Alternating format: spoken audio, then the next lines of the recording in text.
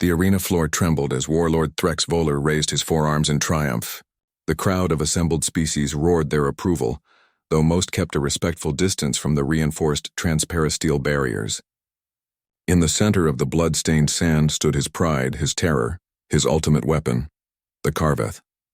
The creature was nightmare-given flesh. Standing 12 feet tall on 6 muscular legs, its obsidian carapace gleamed under the arena lights. 3 sets of eyes, each burning with predatory intelligence, scanned the arena. Its mandibles clicked in anticipation, dripping with paralytic venom that had dissolved the bones of countless challengers. For 3 cycles, no species had survived more than 2 minutes against it. Behold. Threx's translator boomed across the arena. The apex predator of Voller Prime, evolved in our world's toxic swamps, refined through genetic perfection, trained for one purpose: absolute dominance. Across the arena, Sergeant Lyra Kane stood with her arms crossed, unimpressed. Her standard-issue combat boots were planted firmly in the sand, and her expression carried the bored patience of someone waiting for a particularly long traffic light. "You done?" she called out, her voice carrying easily across the space. Threx's primary eyes narrowed. This human had been captured 3 weeks ago during a border skirmish. Like all humans, she had been surprisingly difficult to subdue, requiring twice the normal restraint team. But she was still just soft flesh, barely over 5 feet tall, with pathetically few limbs and no natural weapons to speak of. "Your species has made quite the reputation for itself," Threx said, his voice dripping with contempt. "Spreading through the galaxy like a plague.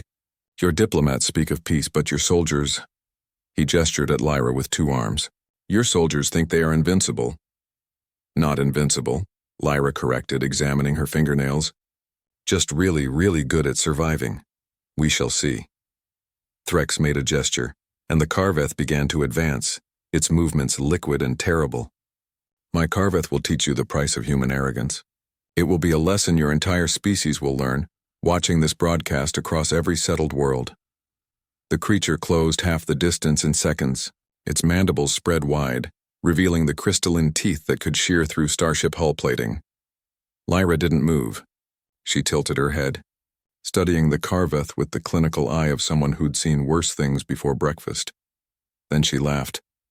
It wasn't nervous laughter or the hysterical giggle of someone facing death.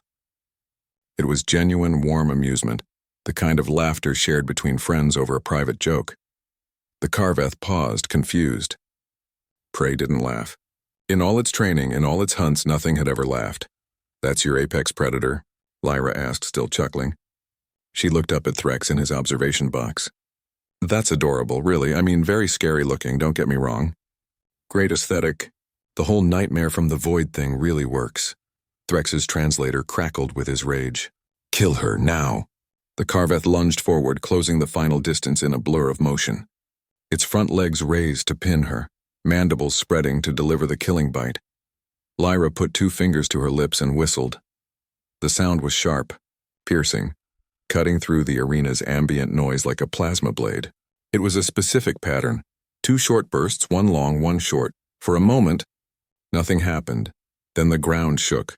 The reinforced blast doors at the arena's far end, the ones rated to contain a starship reactor breach, exploded inward. Not opened. Not unlocked. Exploded as something on the other side had simply decided the doors were an inconvenience.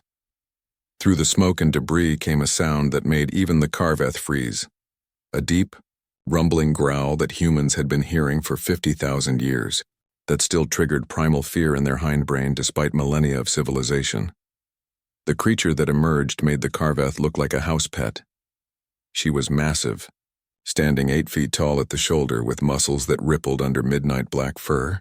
Her paws, each the size of a small shield, left deep impressions in the arena sand. Amber eyes, intelligent and utterly focused, locked onto Lyra, and the massive tail began to wag. "Good girl, Shadow," Lyra called out cheerfully. "Did you miss me?" The creature, impossibly a dog, though one that had been genetically modified and enhanced to survive on hostile worlds, bounded toward Lyra with the enthusiasm of a puppy, despite weighing nearly 800 pounds. She lowered her massive head and Lyra scratched behind her ears. "Yeah, I missed you too, girl. Did those mean aliens put you in timeout?" Shadow's attention shifted to the Carveth, which had begun slowly backing away. The dog's tail stopped wagging. Her ears flattened. A growl built in her chest that made the arena's foundations vibrate. "Here's the thing about humans," Lyra said conversationally, her hand resting on Shadow's neck. "We didn't evolve as apex predators. We were prey, scared little primates hiding in trees. But we had this weird trick, see? We befriended things." Shadow's growl intensified. The Karveth's venom dripped faster, its instincts screaming at it to flee. "We found the apex predators on our world. Wolves, big cats, bears. And we said, hey, want to be friends? And the crazy thing? They said yes. We fed them, sheltered them, bred them, modified them. We turned Earth's apex predators into our family." Lyra looked up at Threx, and her smile was absolutely terrifying in its warmth. "So when humanity reached the stars and found hostile worlds, when we needed companions who could survive toxic atmospheres and crushing gravity, when we needed partners who would die for us and we'd die for them, we brought our best friends with us. And we made them better." She pointed at the Karveth. "Shadow, guard." What happened next lasted 6 seconds. Shadow moved with the speed and precision of a guided missile. The Karveth tried to fight, its mandibles snapping, its venom spraying. But Shadow had been bred from wolves, modified with Terran military genetics, trained from puppyhood by human soldiers. She dodged every strike, and her jaws closed around the Karveth's primary neck joint with the force of a hydraulic press. The crack echoed through the silent arena.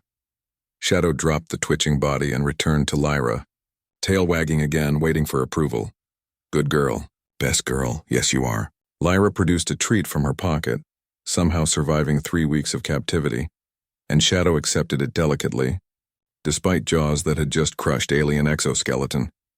Lyra looked up at Threx, who had gone very still in his observation box.